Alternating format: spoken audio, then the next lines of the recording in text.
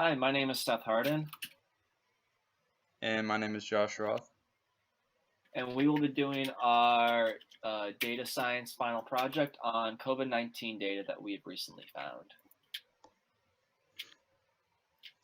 So first I'll be going over some correlations that we found. Basically, we took the data that we had and we looked at some of the variables and decided to see if we could find some meaningful correlations.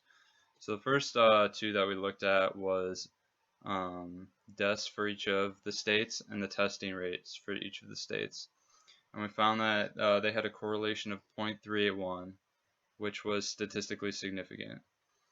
And our conclusion was that this is likely due to there being a higher priority of testing in regions with more deaths, as deaths seems to be the primary statistic people look at when thinking about the severity of areas dealing with the coronavirus. And then another similar correlation we looked at was between mortality rate and testing rate.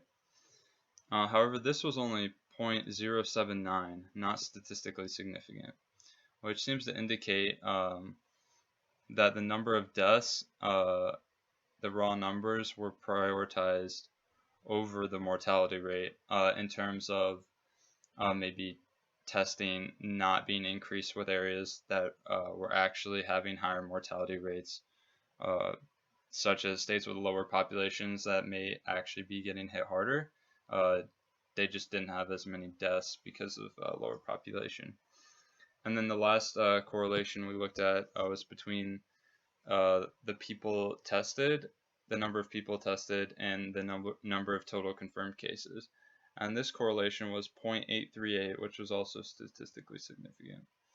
Uh, and I thought this was really interesting, and it just seems to indicate that states with higher number of confirmed cases may not necessarily have the most cases. It may be that they just have been able to test more, as 0.838 correlation is extremely high. And then moving on to our scatter plots that we had that go along with those correlations. You can see if you look first at the testing rate to mortality rate in the bottom right, there doesn't seem to be really any identifiable pattern in that. So just kind of visualizing that correlation that was not statistically significant. Uh, the points are just really randomly scattered. There's no pattern to pick up from that. And then looking at deaths to testing rate in the bottom left, you can see there's a slight positive correlation.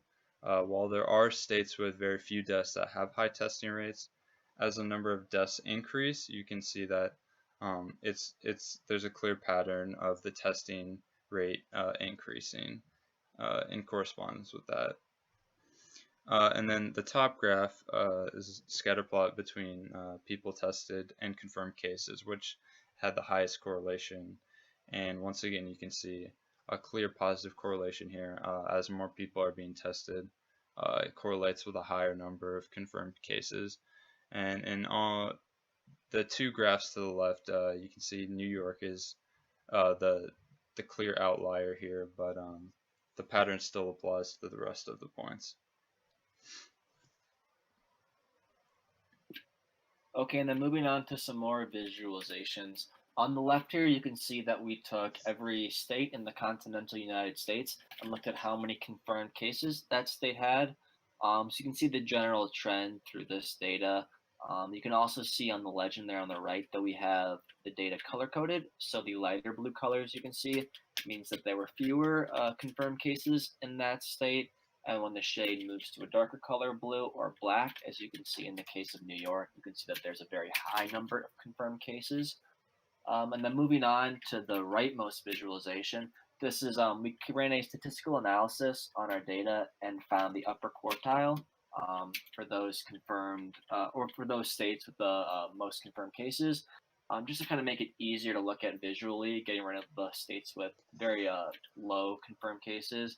And even from this data, you can around 10 states here, you can still see that New York has by far the cases, and there really isn't any other state even close to the data we have for New York.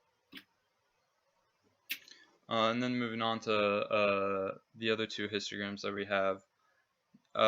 We first have the states compared to the total number of deaths. And once again, New York is far, far higher than all the other states. And again, this is the top quadrant, so dwarfs any of the other states.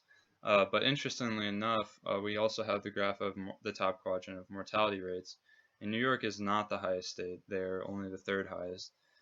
Still not good, but with how many more deaths they have than any other state, it's interesting that Michigan actually has the highest mortality rate, which just indicates just how widely spread it is in New York. They may not necessarily be handling it worse than other states. It's just that it was able to pervade through so much of their population, which resulted in a higher death toll. And then one other thing that we looked at was not the mortality rate, the recovery rate.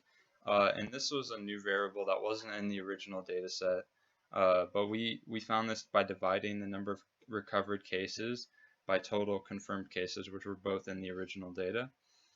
And what stood out was there didn't seem to be much of a clear pattern there, but isolated areas such as Hawaii and Alaska had the highest recovery rates at 88.48% for Hawaii and 86.54% for Alaska, which is extremely high.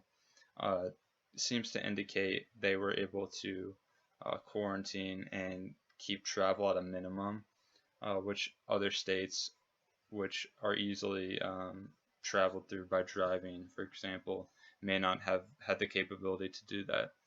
Whereas some states, in contrast, that have extraordinarily low recovery rates, such as Nevada, which only had a 2.97% recovery rate, which it may be the case that they have been dealing with the coronavirus more recently, which is why maybe many of their confirmed cases just haven't recovered yet. So we weren't entirely sure on the cause of some of the variation in those numbers, but it was definitely something that we looked at.